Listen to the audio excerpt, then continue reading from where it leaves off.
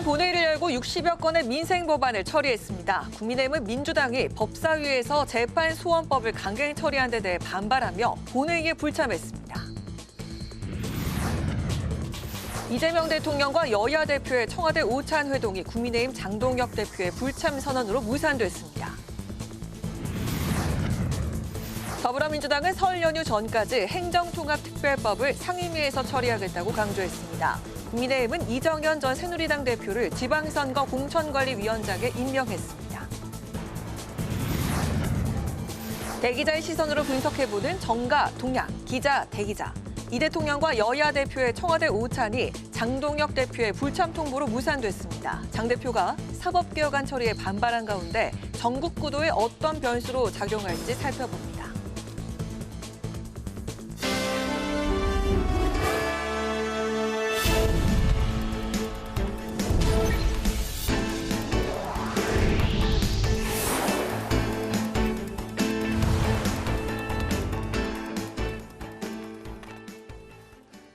여러분 안녕하십니까? 2월 12일 목요일 국회 라이브 6 시작하겠습니다.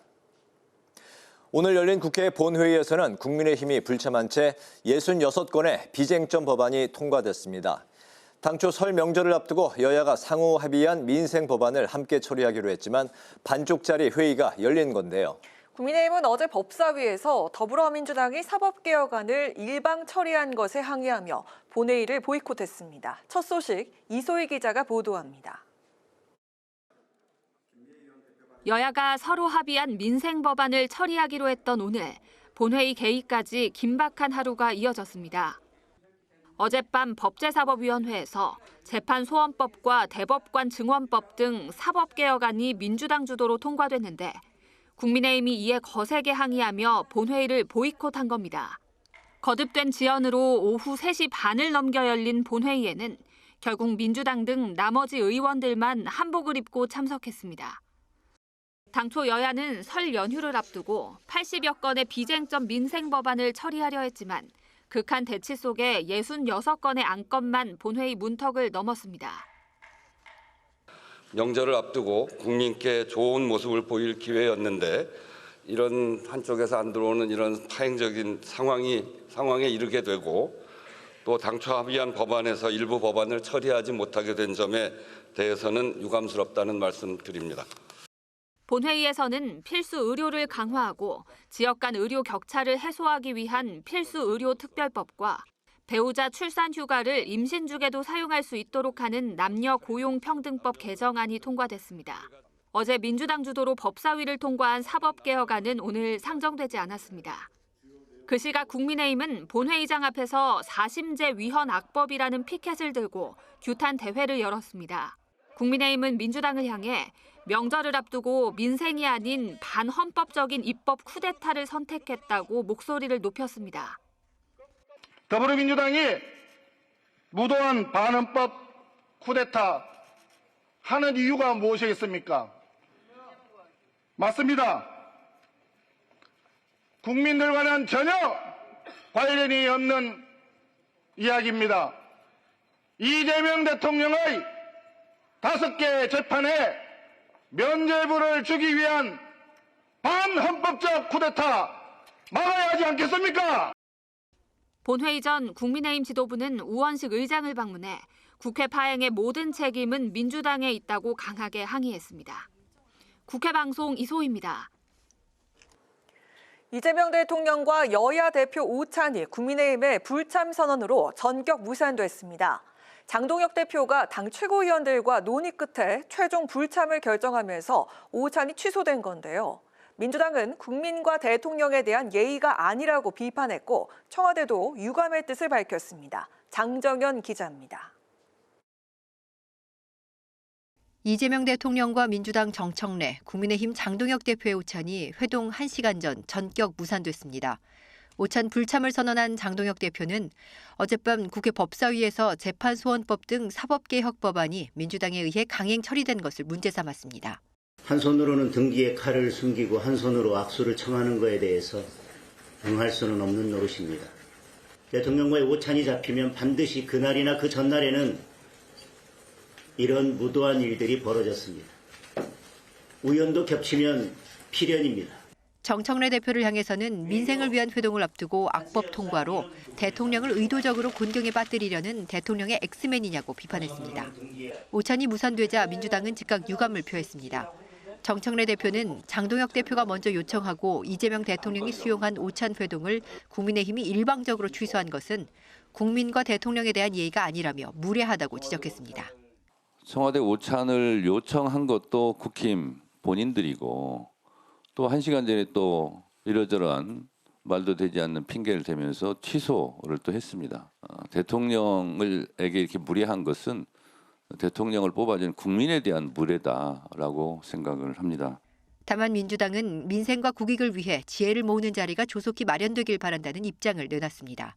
청와대도 이번 회동은 국정 현안에 대한 소통과 협치를 위한 자리였다면서 아쉬움을 표하고 국민 삶을 개선하기 위해 대화의 끈을 놓지 않겠다고 밝혔습니다. 국회 방송 장정현입니다.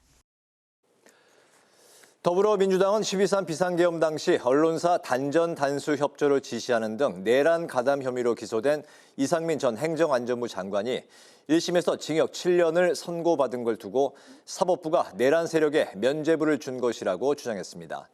민주당은 또 행정통합특별법을 조속히 처리하겠다는 의지도 거듭 밝혔습니다. 김동희 기자가 전합니다. 더불어민주당은 이상민 전 행정안전부 장관이 내란 중요 임무 종사 혐의 1심 판결에서 징역 7년을 선고받자 유감을 표했습니다. 재판부는 이 전 장관이 윤 전 대통령으로부터 언론사 단전 단수 지시 문건을 교부받아 소방청장에게 단전 단수 협조 지시를 한 건 내란 중요 임무에 종사한 행위라고 판단했습니다.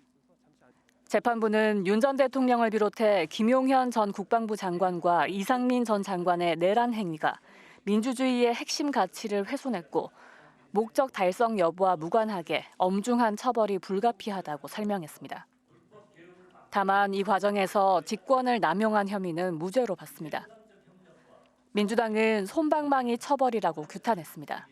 특검이 구형한 15년에 비해 턱없이 부족한 죄의 무게입니다.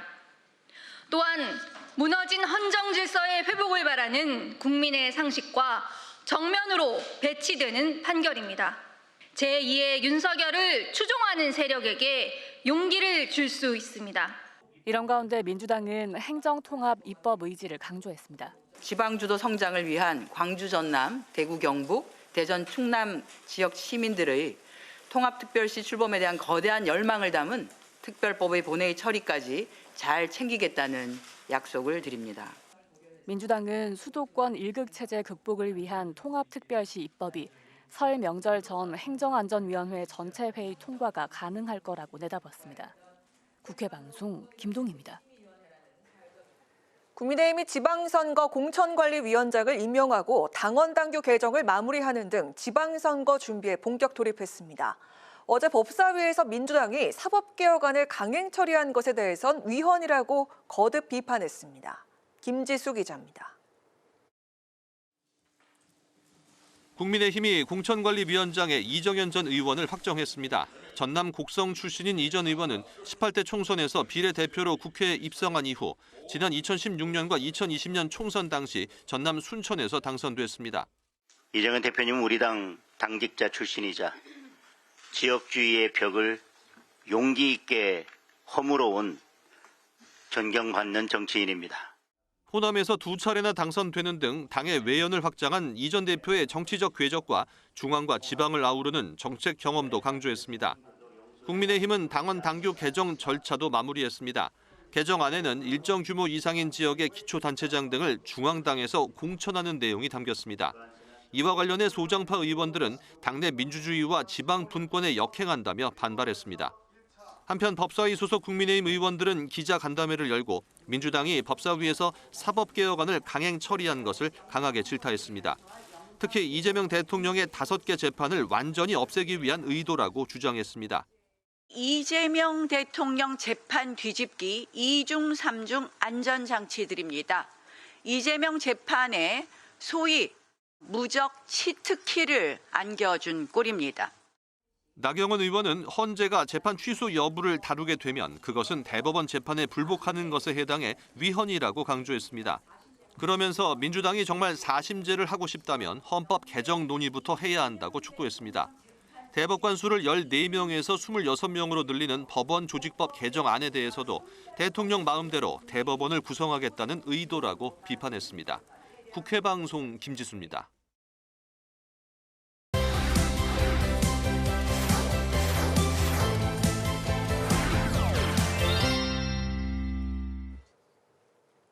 이슈픽 천지영 개건기자와 함께 오늘 이재명 대통령과 여야 대표 오찬 회동이 무산된 이야기부터 나눠보도록 하겠습니다. 정 기자 안녕하세요. 안녕하세요. 네, 오늘 아침 장동혁 국민의힘 대표의 불참 통보로 대통령과 여야 대표 오찬이 취소가 됐습니다. 장 대표는 오늘 법사위를 통과한 사법개혁안을 문제 삼았는데요. 일부 최고위원들의 만류가 영향을 미친 것 같습니다.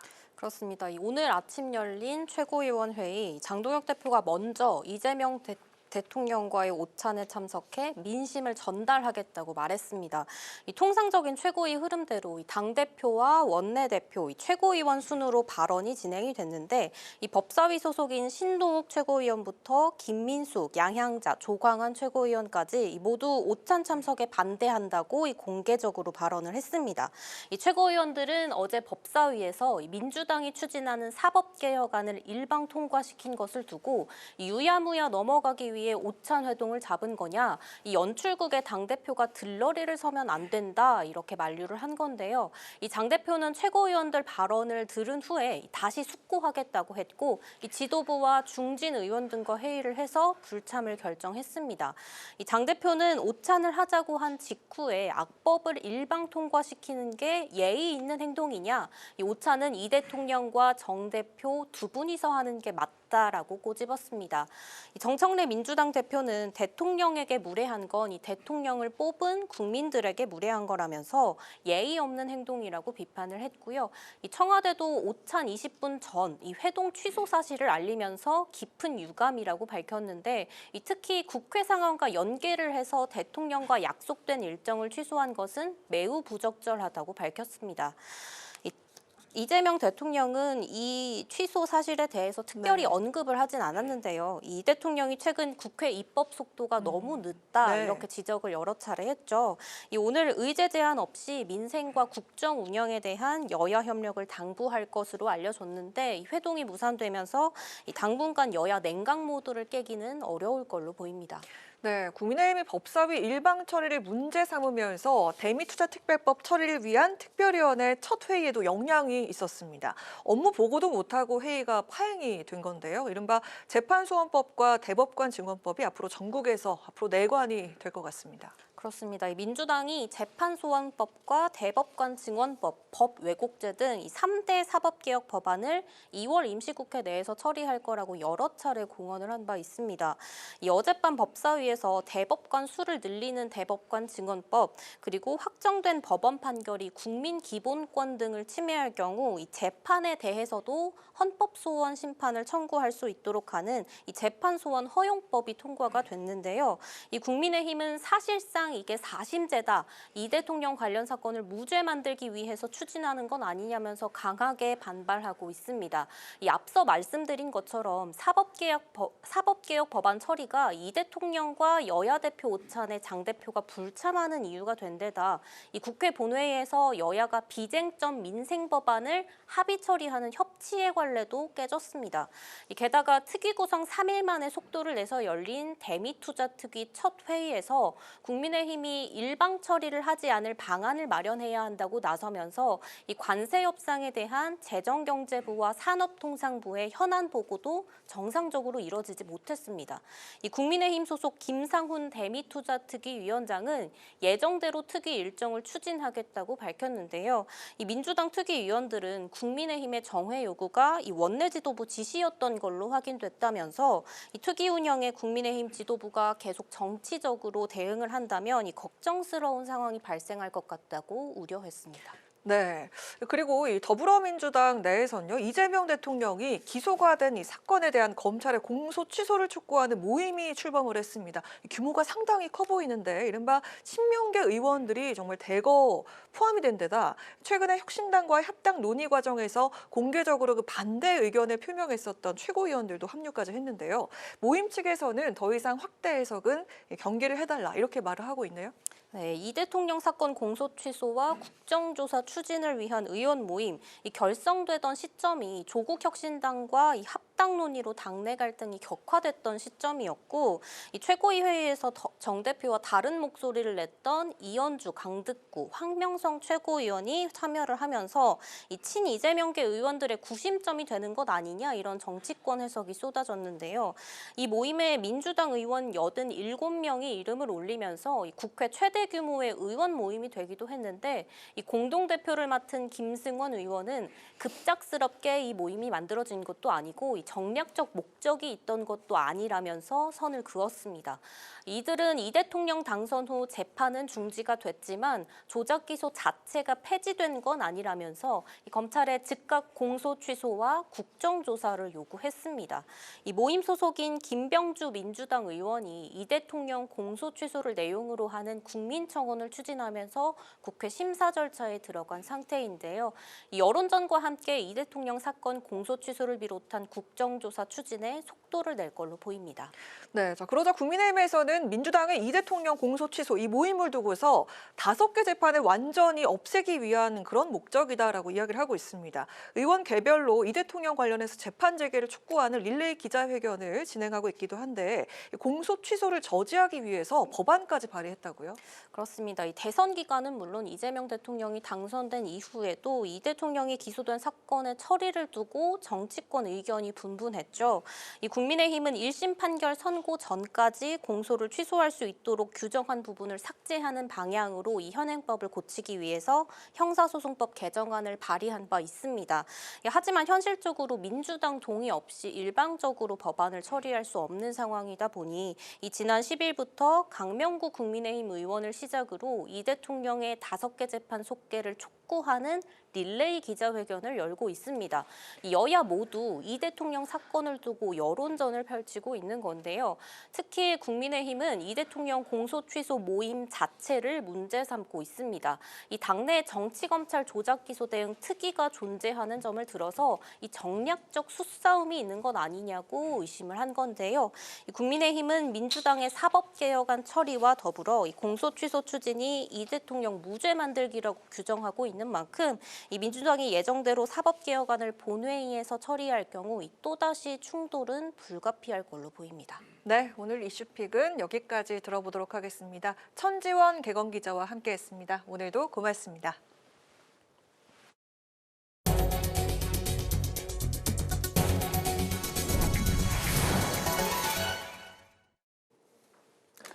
국회 기후에너지환경노동위원회가 산업재해로 연 3명 이상이 사망한 기업에 대해 최대 영업이익의 5%까지 과징금을 부과하는 산업안전보건법 개정안을 의결했습니다.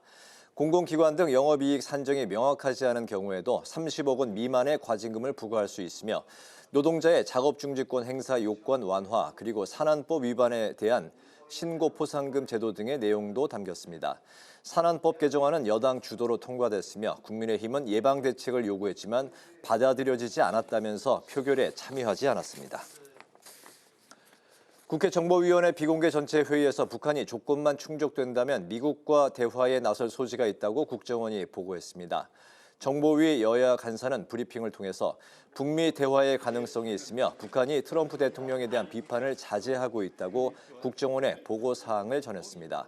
또 김정은 북한 국무위원장에 딸 김주애에 대해 국정원은 후계 내정 단계로 판단하고 있다고 밝혔습니다. 우원식 국회의장은 더불어민주당 조계원 의원 등이 공동 주최한 한반도 KTX 철도망 구축과 국가균형발전 정책 토론회의에 참석했습니다. 우 의장은 철도가 지역을 잇고 산업화를 뒷받침해왔으며 특히 올해는 제5차 국가철도망 구축 계획이 수립되는 중요한 해라고 강조했습니다.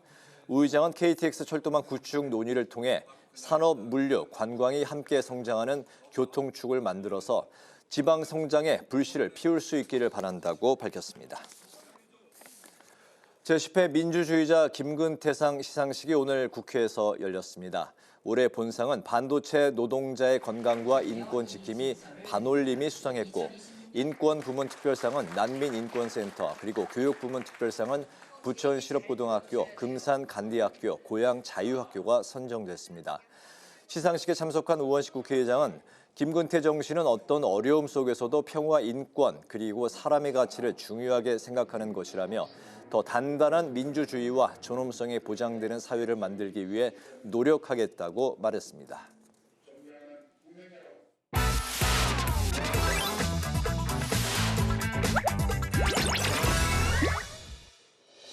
(2월 12일) 강아랑이 전해주는 정치권의 뜨거운 말말말 강아랑의 정치랑입니다. 오늘 첫 번째 주제는 보안수사권 양보입니다.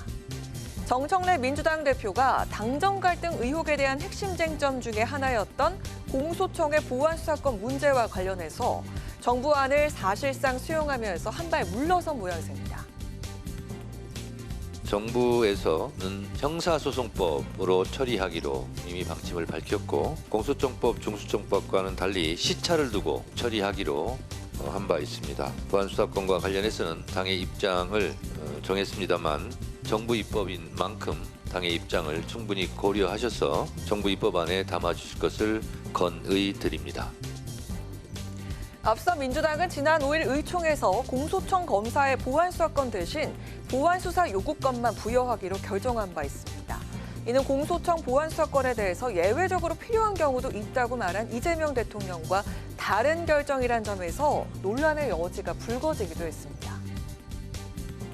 그 수사권 조정의 핵심이 국민의 인권을 보호하고 억울한 피해자가 없게끔 하고, 그다음에 형사사법체계에 대해서 나쁜 사람들이 법망을 피해 나가는 것을 막아야 되는 거 아닙니까? 그 형사소송법 개정은 좀 시간이 있거든요. 그러니까 그 시간을 좀 가지고 조정할 필요가 있다. 여권에선 2차 종합특검 후보로 추천된 전준철 변호사 논란, 조국혁신당과의 합당 추진 중단 등을 거치면서 정 대표가 로우킬 행보에 나선 거란 분석이 나옵니다.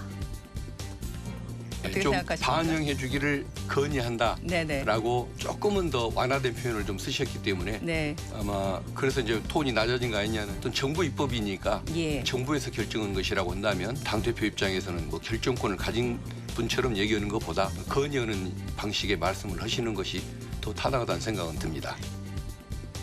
여당 대표로서 청와대 국정 철학에 부응한 실용적 결단이라는 점을 평가하는 목소리도 나오는데요. 사법체계 효율성을 높이고 억울한 범죄 피해자가 생기지 않도록 하는 합리적인 입법안이 마련되길 바라겠습니다. 자, 이어서 오늘 두 번째 주제는 윤리위 대전입니다.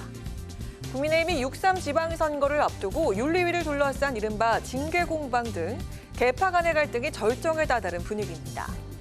국민의힘 서울시당이 당권파와 친한계 간의 대결의 장이 되고 있는 건데요. 앞서 한동훈 전 대표와 김종혁 전 최고위원의 제명에 이어서 윤리위가 친한계 배현진 의원에 대한 징계 논의에도 착수한 상황입니다. 이에 맞서 서울시당은 지난 10일 고성국 씨에게 탈당 권유 처분을 내리면서 맞불을 놨습니다. 서로 정치 보복하는 거거든요. 신한이라고 해서 숙청하고, 그리고 또 한편에서는 뭐 보수 극우 유튜버라고 해서 이렇게 하고, 국민들이 볼 때는 저 집안은 저렇게 지금 저 다 망해가는데 또 서로 싸우기나 한다, 숙청 정치나 한다라고 비판받는 거 아닙니까? 국민의힘에서 윤리위원회가 생긴 지 얼마 안 됐지 않습니까? 이런 징계안들이 그간 이제 나왔던 것들이 계속 쌓여 있다가 이제 조금씩 드러나는 것 같은데, 각각 개별에 의한 그냥 제소기 때문에 개파 갈등 아니면 뭐 지도부에 의한 뭐 찍어내기 이렇게 전혀 생각하지 않으시면 좋겠어요. 배현진 의원은 한 전 대표 제명에 반대하는 서울 지역 당협위원장 21명의 성명서를 서울시당 전체 공식 입장인 것처럼 알렸다는 이유로 제소됐는데요. 이에 윤리위가 지난 6일 징계 심의에 들어갔습니다. 윤리위가 당원권 정지 이상의 중징계를 의결할 경우 배 의원의 서울시당 위원장 직무는 정지됩니다. 이 경우 지방선거 전 서울 지역 공천 과정에서 친한계 영향력이 사실상 차단되는 셈입니다. 지금까지 상황을 계산해 봤을 때 서울시당에 대한 시당 위원장에 대한 자격 박탈을 할 것 같다는 예상치는 좀 높고요. 당원권 정지도 중징계라고 보거든요. 네, 왜냐하면 그렇죠. 그 기간 동안에 권한을 행사할 수가 없기 때문에 3개월 이상만 나오더라도 시당위원장 할 수 없는 거고. 윤리위가 조정기구가 아닌 개파 간의 공방의 수단으로 퇴색되고 있다는 비판 속 이 같은 내전이 지방선거를 앞둔 공천권 등에 미칠 영향에 당 안팎의 시선이 모아집니다.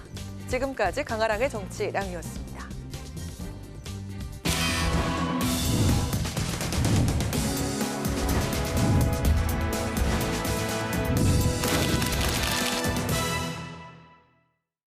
네, 정치권 동향을 대기자의 시선으로 짚어보는 기자 대기자 시간입니다. 오늘도 최병묵 전 TV조선 해설위원, 성환용 한겨레신문 선임기자 두 분과 함께하겠습니다. 어서 오십시오. 반갑습니다. 네, 안녕하세요. 네, 오늘 최 위원님께서 발제해 보셨죠?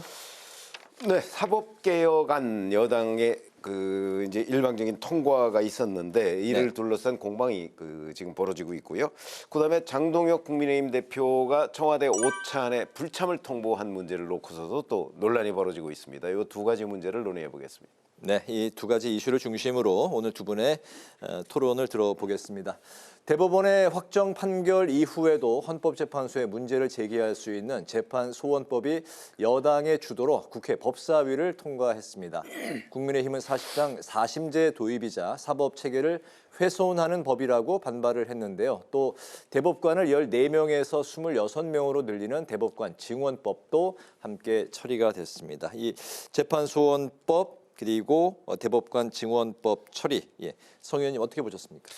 그래서 이게 굉장히 어려운 문제죠. 사법 체계의 근본이 좀 흔들리는 그런 측면이 있습니다. 이걸 실제로 대법원 확정 판결이 끝났는데 뭐 헌법 소원을 할 수 있다. 그러면 사실은 이제 이 법을 개정하려는 사람들은 헌법에 나오는 국민 기본권 침해되는 경우에만 아주 예외적으로 헌법 소원을 허용할 수 있도록 이렇게 하자는 건데. 네. 대법원까지 판결이 나왔는데 내가 불리하게 나왔다 이렇게 생각하는 사람들은 이제 무조건 나는 헌법상 기본권을 침해당했다 이렇게 해서 헌법재판소로 가져갈 가능성이 꽤 있죠. 그래서 뭐 여러 가지 대법원에서 뭐 우리가 최고재판소인데 헌법재판소에서 왜 최종 위헌 여부를 또 가리느냐 이제 뭐 그런 약간 권한의 다툼 같은 게 있는 것도 사실이지만 또 이게 이제 잘못하면은 국민들의 소송 비용이 증가하는 문제도 있어요. 사실상 4심제가 될 가능성이 있거든요. 네. 신중해야 되고 특히 대법관을 지낸 분들도 의견이 좀 갈리더라고요. 그래서 이런 문제는 어쨌든 우리나라 헌법이 삼권 분립이기 때문에 이 대법원의 의견을 좀 잘 들어가면서 이렇게 단계적으로 추진하는 게 옳다고 생각합니다. 지금 민주당에서 추진하는 거는 그런 작업 없이 특히 또 야당 의견도 중요한데 지금 야당이 반대하는 거 아닙니까? 네. 그래서 이렇게 섣불리 이렇게 급속하게 추진할 일인가 좀 걱정스러운 시각으로 바라보고 있습니다. 네, 조희대 대법원장이 이야기한 대로 이게 소송이 남발할 수 있고 소송 비용 증가로 인해서 결국에 이제 국민에게 커다란 피해가 전가될 수 있다. 네. 아니 뭐 당연한 거 아닌가요? 왜 그러냐면 대법원과 헌법재판소의 이 이제 헌법소원 문제, 헌법소원에 그러니까 재판소원을 포함하느냐 뭐 지금 이거거든요. 이 문제가 이번에 처음 나온 얘기가 아니에요. 굉장히 오래된 양 기관 간의 충돌 소재였습니다. 이게. 그렇기 때문에 이 장단점은 이미 토론회나 이런 걸 통해서 다 나와 있어요. 그렇기 때문에 이거는 이제 이 기본권, 헌법상 기본권이라는 개념이 워낙 폭넓잖아요. 그러니까 누구든지 사실은 이연령 비연령식으로 갖다 붙일 수가 있거든요. 그러니까 대법원에서 졌다. 나 거기서 최종적으로 이만저만해서 나한테 무슨 판결이 나왔는데 내가 인정할 수 없다. 그런 사람 굉장히 많거든요.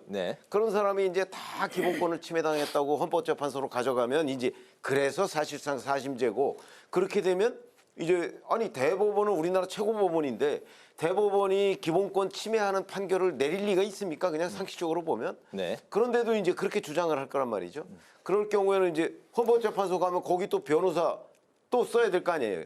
그렇게 되면 이제 4심제에다가 국민들이 또 변호사 비용 또 들어가고 그리고 또 하나의 문제는 자 그렇게 해서 수많은 사람들이 이제 헌법재판소로 가져갈 때 과연 헌법재판소 지금 현재 재판관 9명이 감당할 수 있느냐 이게 저는 불가능할 거라고 봅니다. 네. 9명이 아니라 90명을 만들어놔도 불가능할 겁니다. 지금 현재 그 헌법재판소에서 감당하고 있는 거에 10배 이상 늘 거거든요. 네. 사건이. 네. 그럴 경우에 이제 그 피해는 결국 일반 국민들 중에서 돈 많이 들어 시간 지연돼 그야말로 소송 지옥이 될 가능성이 대단히 높고 네. 무엇보다도 이런 문제 이른바 삼심제라는 거는 우리 헌법 체계를 그 지탱하고 있는 아주 근본적인 문제입니다. 이걸 지금 흔드는 거잖아요. 네네. 그게 이런 식으로 추진돼서 되겠는가 하는 부분에 관한 저는 국민적 공감대가 있을 거라고 봅니다. 네네. 소송이 이제 또 지체되는 일도 이제 생길 수 있을 것 같은데 대법관 14명에서 26명으로 늘리는 대법관 증원법 뭐 좀 짧게 들어볼까요? 어떻습니까? 예, 그 뭐 대법관이 항상 너무 업무가 과중하죠. 그래서 대법관을 늘리는 것 자체에 대해서 뭐 반대하지는 않을 겁니다. 근데 지금 대법원에서는 이제 상고 허가제를 좀 하고 싶어 하는 거죠. 굉장히 오래된 수건입니다. 대법원에. 그래서 이제 또 이제 전원합의체, 그러니까 대법관 전원이 이제 판례 변경 같은 거 할 때 전원합의체를 할 때 또 숫자가 너무 많아지면은 전원합의체를 운영하기가 좀 어려운 것 아니냐. 네. 그것도 일리가 있죠. 그래서 이제 이 문제도 그냥 단순히 대법관 숫자를 1년에 몇 명씩 늘리고 이렇게 간단한 문제는 역시 아닙니다. 수기가 좀 더 있어야 된다. 이것도 이제 대법원하고 네네. 충분히 수기를 해서 특히 이제 학자들도 이 부분에 대해서 의견들이 많거든요. 좀 더 신중하게 추진하는 게 맞다고 봅니다. 네, 최 의원님. 뭐 저도 별다른 이의가 없고요. 다만 이 문제가 이제 결국 이재명 대통령이 대법원에서 그 선거법에 관한 허위사실 유포에 관한 이제 유죄 확정 판결이 나온 뒤에 본격적으로 지금 추진되고 있는 거거든요. 그런 정치적 의도까지도 충분히 의심할 만한 상황이기 때문에 보다 더 신중성 있게 추진을 해야 된다. 이걸 하나 첨언하겠습니다. 알겠습니다. 이런 상황에서 오늘 예정이 돼 있었던 이 대통령과 여야 대표 오찬이 장동혁 대표의 불참으로 무산이 됐습니다. 당일 오전 불과 이제 그 만남 수시간 전에 급작스럽게 이제 취소 통보를 한 건데요. 이 대표는 전날 법사위를 통과한 사법개혁안을 비판을 하면서 장 대표는 불참 이유를 들었습니다. 장 대표 이러한 결정 좀 어떻게 두 분 생각을 하시는지, 그리고 장 대표가 불참한 상황에서 대통령과 정청래 대표 간의 단독 회동도 가능했을 텐데 역시 하지를 않았습니다. 두 가지 사안에 대해서 좀 들어볼까요? 저 우선 어제 오전에 통보를 받았다고 하거든요. 그런데 통보받고 난 이후에 이제 민주당이 법사위에서 이 재판소원법 등을 강행 처리했어요. 그러니까 아마 국민의힘으로서는 통보받고 선물은 못 줄지언정 진짜 뒤통수를 얻어맞았다 이제 이렇게 판단할 가능성이 있어서 그걸 빌미로 오늘 오찬을 취소한 건데 저는 어떻게 생각하냐면 사실 그 야당 대표와의 오찬을 하루 전에 확정하는 것도 잘못된 거고 사전에 의제주일이나 이런 것들이 있어야 되는 거죠. 그리고 그걸 이제 확정해서 통보한 뒤에 이제 뭐 야당이 진짜 극구 반대하는 법안을 강행 처리를 함으로써 뭐 뒤통수를 친 듯한 그런 모양새를 보여준 것도 잘못된 거다. 그러나 일단 본인이 수락을 했지 않습니까? 그러면 만약에 따질 게 있다고 하면 그래도 오찬에 가서 따지는 게 맞는 순서 아니었나. 그런 정도의 아쉬움이 있습니다. 만남이 이제 쉽지 않게 그렇게 이제 어렵게 성사가 된 상황에서 사법개혁안을 이런 식으로 이제 처리를 한 것에 대해서 장동혁 대표가 심증으로는 뭐 이해가는 행동을 했지만 그럼에도 참석을 했어야 됐다. 뭐 그렇게 이제 말씀을 하셨고요. 네, 아쉽죠. 설 연휴 앞두고 대통령하고 여야 대표들이 만나서 뭐 민생 또 뭐 경제 이런 국정에 대해서 고민하는 모습 보여주는 것 자체가 중요한 거 아닌가요? 저는 이제 그런 취지로 제안을 대통령실에서 했다고 알고 있고 또 이제 장동혁 대표도 뭐 그게 맞겠다 해서 가겠다고 한 겁니다. 근데 이거 여야 문제가 아니고 국민의힘 내부 문제인 것 같아요. 장동혁 대표도 내가 가서 좀 강하게 항의를 하고 오겠다 이렇게 마음을 먹었는데 최고위원들 중에 이제 대여 강경파들이 그거 가지 마라 이렇게 얘기를 하고 또 한국사 강사 전한길 씨가 나는 지금 경찰서에서 오라고 그러는데 왜 장동혁 대표는 이재명 대통령하고 밥 먹으러 가냐 이제 이렇게 항의를 했어요. 그래서 입장을 번복을 한 겁니다.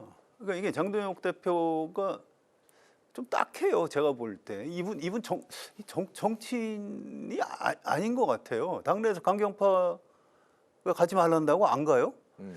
이 의원총회를 하는데 국민의힘 의원들 중에 누군가 그 얘기를 했다고 그래요. 아니 가서 상을 엎어버리고 나오더라도 가서 일단 얘기를 해야지. 그렇게 안 가면 어떡하냐? 이제 그러니까 장동혁 대표가 뭐 어버버버 이렇게 좀 변명을 했다고 합니다. 그래서 이 양쪽에 끼어가지고 지금 장동혁 대표가 뭐 갈피를 못 잡고 있는 것 같아요. 이거는 어떻게 보면 국민의힘 내부 문제인 것 같고요. 어쨌든 장동혁 대표가 안 가기로 했으면은 대통령하고 여당 대표 만나면 뭐 합니까? 뭐 이런 자리 아니래도 수시로 만나는 사이인데. 그래서 이거는 취소한 건 잘했고요. 설 연휴 이후라도 우리 국민을 생각해서 뭐 대통령하고 여야 대표가 앉아서 좀 얘기하는 이런 자리를 신속히 만들어 줬으면 좋겠습니다. 네, 대통령 여당 대표 간의 만남은 뭐 이때 아니더라도 이렇게 수시로 만날 수 있으니까 굳이 오늘 상황에서 안 만나는 게 맞았다. 뭐 저는 그 부분에는 동의하지 않습니다. 어떻게? 왜 그러냐면 지금 이재명 대통령과 정청래 대표 간에 여러 가지 갈등 요소가 있었잖아요. 네.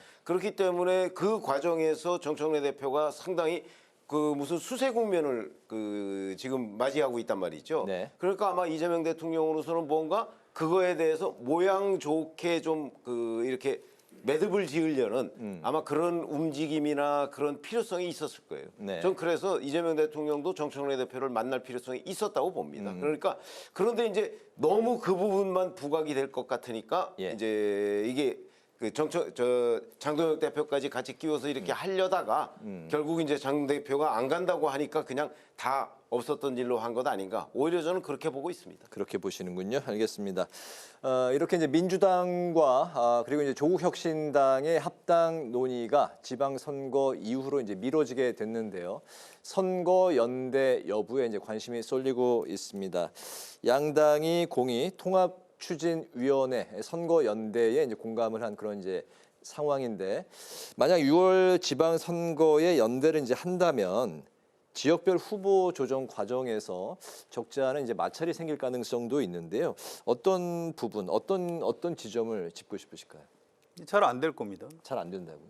잘 안 되면 아예 연대 자체가 안 된다고 보시는 건가요? 연대 추진을 하겠죠. 후보 단일화 같은 거 하겠죠. 근데 그게 쉽지가 않아요. 현실적으로 조국혁신당에서 뭐 광역단체장이나 기초단체장 후보로 출마해서 당선될 만한 인물이 지금 몇 분이나 계시는지 뭐 제가 조국혁신당을 미워해서 그런 게 아니고 그게 현실입니다. 그래서 예를 들어서 뭐 호남에서는 그러면 연대 안 하고 그냥 경쟁을 하고 다른 지역 뭐 수도권이나 영남 이런 데서는 좀 뭐 이렇게 역할 분담을 해서 후보 단일화를 하자 이렇게 합의할 가능성은 있는데 이 구체적으로 들어가면 그 쉽지가 않을 거예요. 또 지방선거하고 같이 하는 국회의원 재보궐선거 여러 군데 있는데 조국혁신당의 정춘생 의원이 전북 군산하고 경기 평택을 여기는 민주당 의원이 귀책 사유로 재보궐선거를 하게 됐으니까 공천하지 마시라 이렇게 요구를 했어요.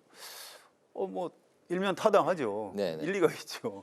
그럼 이제 조국혁신당 후보가 거기를 나가겠다는 건데 타당해도 현실성이 있을까요? 이게 민주당이 이걸 받아들일 수 있을까요? 국회의원 2석을 그냥 조국혁신당에 헌납하는 거나 마찬가지인데 그래서 이게 이렇게 쉽지 않을 것 같고요. 저는 이게 선거 연대는 물론이고 선거 이후에 뭐 8월에 통합전당대회를 하자 그것도 쉽지 않을 것 같습니다. 민주당 의원들 중에 아니 그건 8월 전당대회에서 새 지도부를 선출하고 새 지도부에서 알아서 할 몫이지 그걸 왜 지금부터 얘기하냐. 벌써 이런 목소리들이 막 터져 나오고 있습니다. 그래서 이 합당이라는 게 지금 하면 합당이 되는 거고 일단 연기하자 그러면 그건 이제 안 되는 겁니다. 그래서 앞으로도 선거 연대는 물론이고 합당 쉽지 않을 것이다 이렇게 전망합니다. 네, 민주당이 공천 문제에 있어서 과연 조국혁신당에 충분히 좀 연대의 뜻으로 양보할 수 있을지 이제 그 퀘스천 마크를 다셨습니다. 아니 그건 당연한 건데 그러나 이제 양보가 없다면 연대 자체가 불가능해지는 겁니다. 네. 그러니까 이제 그 폭 이미 조국혁 신당 그 간판을 달고 나는 이번 지방선거에 출마할 거야 이런 사람들이 꽤 있을 거거든요. 지금 이제 3개월 남짓 남았는데 네. 이미 있을 거예요. 그럼 그 가장 사람 뭐 역시 스포트라이트를 받는 사람은 근데 그 만약에 양보한다고 조국 대표 하면 아닙니까? 네. 조국혁 신당 쪽에 출마 희망자들은 대부분 다 출마를 못 하게 되잖아요. 그러면 과연 그 반발을 조국 대표가 얼마나 막을 수 있을까? 더군다나 자기 문제도 걸려 있잖아요. 어떤 식으로든 출마를 자기는 하겠다고 했죠. 출마하겠다고 지금 얘기를 예. 했으니까 네. 자기는 어디에 출마할 거냐 하는 문제들을 민주당과 조국혁 신당 간에 이제 합당 수행 기구가 만들어지면 거기서 다 논의를 해야 돼요. 네. 그런데 이게 조국 대표가 본인의 문제까지 연관이 돼 있기 때문에 아마 굉장히 심각한 반발이 일 가능성이 있어요. 네. 연대 방식이라는 건 굉장히 여러 가지지만 지금 조국혁 신당 후보 아까 말씀하셨듯이 단독으로 출마해서 당선될 수 있는 곳이 거의 없어요. 자, 그러면 어디 가서 결국 민주당의 배려를 기대해야 되는데 민주당이 그 자기 후보들이 비교적 확고한 데 같은 데를 양보하려고 하겠어요? 그렇기 때문에 결국 그러면 희망이 없는 뭐 예를 들어서 영남 지역이라든가 이런 데만 주겠다 그러면 또 조국혁 신당에서 반발이 네. 나올 거고 그래서 이거는 뭐 저희가 안 된다고 얘기하기도 어렵지만 된다고 얘기하는 건 더욱더 어려운 상황이 아닌가 이렇게 판단이 됩니다. 네, 연대 문제 특히 이제 공천 과정에서 쉽지 않은 상황이 될 거다. 이제 두 분의 이제 뭐 같은 말씀을 하셨는데요. 국민의힘은 윤리위원회를 둘러싼 개파 갈등이 이어지고 있습니다. 국민의힘 서울시당 윤리위는 강성 유튜버 고성국 씨에게 탈당 권유를 결정을 했고 또 중앙당 윤리위는 친한계 배현진 의원에 대한 징계를 논의를 했습니다. 장동혁 대표 입장은 독립기구인 윤리위 절차가 진행 중이라면서 말을 아끼고 있는 상황인데요. 이런 징계 결정 좀 어떤 결론이 나올 것 같습니까? 중앙윤리위가 독립기구가 맞나요? 저는 아닌 것 같은데요. 거기 그 위원장도 그렇고 위원들도 그렇고 아주 그 국민의힘 안에서도 아주 강경한 강성당원들의 의견을 대변하는 분들이 네. 포진해 있습니다. 그 중앙윤리위 그렇게 만들어놓고 이거 독립기구입니다. 그 말을 어떻게 믿어요? 그건 아니고요. 지금까지 그 한동훈 전 대표를 뭐 제명이 아니고 뭐 당원권 정지를 할 수 있었는데도 그렇게 안 하고 제명을 했죠. 네. 그 뭐 예상대로 한 겁니다. 지금 고성국 씨 서울시당은 이제 배현진 의원이 위원장이기 때문에 서울시당 윤리위원회에서는 이제 고성국 씨를 어떻게든 탈당을 시키려고 아니면 제명을 하려고 탈당 권유를 했는데 이게 이의 제기를 하면 중앙윤리위로 옵니다. 여기는 또 이제 장동혁 대표 자장권이죠. 네. 거기서 서울시당에서 그 잘못됐다 아마 이렇게 반복할 가능성이 굉장히 높고요. 지금 서울시당 윤리위원회하고 중앙윤리위원회하고 양쪽 다 뭐 이게 장동혁 대표 지금 당권파하고 이제 친한 동훈계 이거하고 이제 각각 이 칼잡이들을 하나씩 이렇게 가지고 있는 뭐 이런 모양새예요. 이게 도대체 어디까지 갈지 참 굉장히 궁금하고 좀 답답하고 좀 참담하고 그런 심정입니다. 배현진 의원 징계권은 어떻게 처리될 것 같습니까? 뭐 예상대로 아마 징계를 하고 서울시당 위원장에서 끌어내리지 않을까. 그러면 이제 공천권이 이제 없어지는 거죠? 그런 거죠. 네네. 좀 더 보시죠. 이제 어디까지 가는지. 최 의원님은 어떻게 보십니까? 글쎄 뭐 대체적으로 비슷한데 네. 지금 뭐 결국 이제 한동훈계와 장동혁계가 충돌하는 장면이고 그다음에 중앙당 윤리위원회가 이제 서울시당 윤리위원회보다는 사실상 상위 기관 아닙니까? 그런데 이제 서울시당 윤리위원회는 배현진 서울시당 위원장이 사실상 그 이제 좌지우지 결정을 할 수 있는 그런 위치에 있고 중앙당 윤리위원회는 뭐 말할 것도 없이 네. 지난번에 여상원 윤리위원장을 장동혁 대표가 교체했잖아요. 네. 그렇죠? 그때 여상원 윤리위원장을 교체한 이유가 뭘까요? 한동훈 전 대표 제명하기 위해서 그랬던 것 아닌가요? 그래서 이제 이른바 자기의 뜻을 충실히 구현할 수 있는 사람을 윤리위원장으로 임명을 해놓은 상태이기 때문에 네. 뭐 윤리위원회 중앙당 윤리위원회의 결정은 결국 장동혁 대표의 뜻과 다르지 않을 것이다 라고 본다면 네. 장동혁 대표가 고성국 씨 입당한다고 했을 때 그거 저지하지 않았잖아요. 그러면 고성국 씨 출당을 막겠죠. 네. 중앙당 윤리위원회에서. 그다음에 배현진 의원 같은 경우는 이제 친한계 뭐 여러 이 제거의 일환으로 아마 징계를 추진하는 것으로 보이는데 네. 그러면 서울시당 위원장으로서 이 실질적인 역할을 이번 지방선거에서 하지 못하도록 할 가능성, 예를 들어서 당원권 정지를 한다고 그러더라도 예를 들어서 한 4개월 정도 당원권 정지한다고 그러면 네. 공천권 같은 거 전혀 영향을 못 미치잖아요. 아마 그렇게 돼서 충돌이 또 격화될 가능성이 있고요. 뭐 그 결론은 뭐 우리가 충분히 예상하듯이 국민의힘의 지방선거 참패가 될 가능성이 아주 높다. 이렇게 보시면 되겠습니다. 알겠습니다. 이제 국민의힘 내분 상황을 이제 좀 지켜봤고 이야기를 들어봤고 민주당 정청래 대표는 검찰 개혁의 쟁점인 공소청 보안 수사권에 대해서 기존의 강경한 태도에서 이제 한 발 물러선 것 같습니다.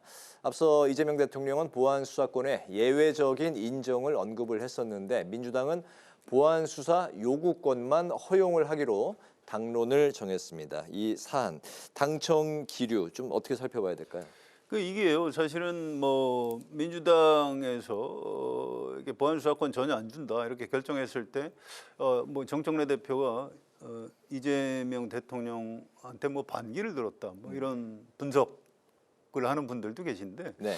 저는 좀 다르게 봅니다. 민주당 안에 그 지지층 중에서도 이제 좀 강성 지지층이 있고, 그래도 대통령이 일은 할 수 있게 해줘야 되는 것 아니냐, 뭐 이런 지지층이 있어요. 그런데 정청래 대표는 강성 지지층의 여론을 대변한 겁니다. 네. 그래서 저는 어차피 그때 그런 민주당에서 결론을 내릴 때도 이게 다시 당정 조율을 거쳐서 결국은 이재명 대통령 뜻대로 될 것이다 이렇게 예측을 했어요. 그래서 이것도 결국 그냥 그렇게 될 겁니다. 이게 지금 임기 1년도 안 된 대통령하고 여당 대표가 의견이 다르면 이게 누구 뜻으로 가야 되겠습니까? 결국 이재명 대통령이 언급했듯이 네. 뭐 아주 예외적인 선에서라도 뭐 보안 수사권이나 보안 수사 요구권 뭐 이쪽을 좀 열어주는 쪽으로 절충을 하지 않을까 이렇게 예상이 됩니다. 네, 결국엔 절충으로 갈 것이다. 네.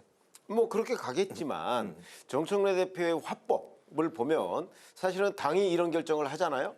그렇게 되면 아주 강력하게 그 정부에다가 촉구를 하는 게 지금까지 정청래 대표의 화법이었어요. 예. 그런데 이번에 보면 많이 누그러졌죠. 그거는 최근에 정청래 대표가 당청 관계에서 약간 수세 국면에 몰렸잖아요. 네. 뭐 예를 들어서 종합특검 추천 문제에 대해서 2번씩이나 사과했죠. 그다음에 조국 혁신당과의 합당 문제 본인이 제안했다가 결국 네. 이제 중단된 이런 상태죠. 자, 이런 두 번에 걸친 그 뭐 약간의 청와대와의 관계에 있어서 본인이 좀 뭐 이렇게 주장을 하기가 좀 난감한 상황에 처했다고요. 네. 저는 그 연장선상에서 톤을 좀 누그러뜨린 거 아닌가 이렇게 판단이 됩니다. 어차피 이 결정은 정부가 하는 거예요. 다만 그 정부에 요구하는 것을 예를 들어서 아주 강도 높게 요구하느냐 아니면 조금 좀 원만하게 요구하느냐의 차이였는데 네. 과거 같으면 강도 높게 요구를 했을 가능성이 높은데 지금 정청래 대표의 상황이 이러다 보니까 네. 그 강성을 유지하지 못했다. 저는 그렇게 봅니다. 톤 다운했다. 알겠습니다. 마무리로 두 분의 오늘의 한 줄 논평 듣겠습니다. 성 의원님부터 들어볼까요? 예, 우리 지금 쭉 하던 얘기의 연장인데요. 이 정청래 대표가 그동안 한 게 뭐 1인 1표제, 아주 그 강력한 검찰 개혁, 또 사법 개혁 이런 걸 추진하고 있는데요. 이게 이제 민주당의 좀 강성 당원하고 지지층의 요구 사항입니다. 네. 그래서 그걸 정청래 대표가 얘기하고 있는 거고요. 또 장동혁 대표가 한동훈 전 대표를 제명한 게 무슨 정치적인 계산에 의해서 한 거라기보다는 국민의힘 안에 그 강성 책임 당원들하고 지지층이 한동훈 저 안 되겠다, 쫓아내라 이렇게 해서 강성 지지층의 요구를 따른 것으로 보입니다. 네. 그래서 걱정입니다. 정치가 사라지고 이렇게 극한 대립만 판치는 현상이 나타나고 있는데 이게 정당 내부의 어떤 권력이 여야다 강성 지지층으로 넘어갔기 때문에 나타나는 현상이 아닌가 싶어서요. 예. 오늘 이제 한 줄 논평은 강성 지지층에 휘둘리는 여야 지도부라고 하겠습니다. 알겠습니다. 네, 최 의원님.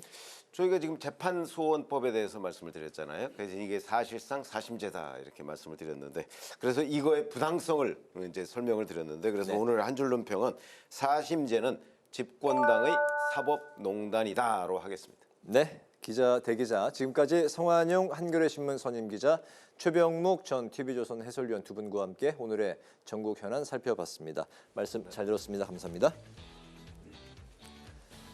오늘 국회 라이브 6도 여기서 마치겠습니다. 시청해 주신 여러분 고맙습니다.